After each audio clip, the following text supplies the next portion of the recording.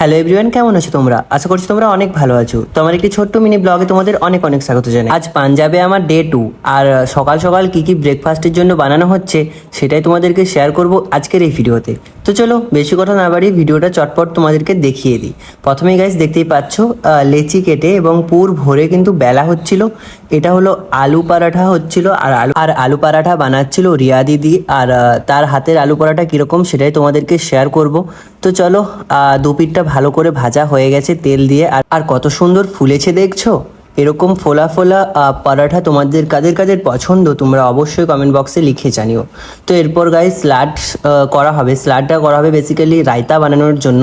তো চলো আমি চুটকি মেরে এগুলোকে কেটে দিয়েছি। আর পুচকি দেখতেই পাচ্ছ গাইস শশা খাচ্ছিল।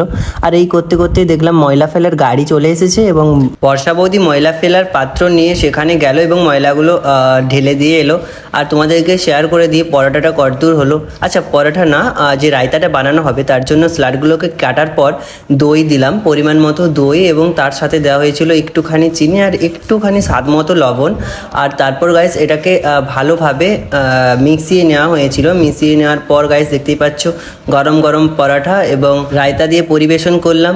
কেমন হয়েছে আজকের ব্রেকফাস্টটি তোমরাই কমেন্ট বক্সে লিখে জানিও। আর তারপর মাখিয়ে দিয়েছিলাম উপরে বাটার। চলো আমাদের পরিবেশন রেডি, কেমন লাগলো তোমাদের কমেন্ট করে জানিও।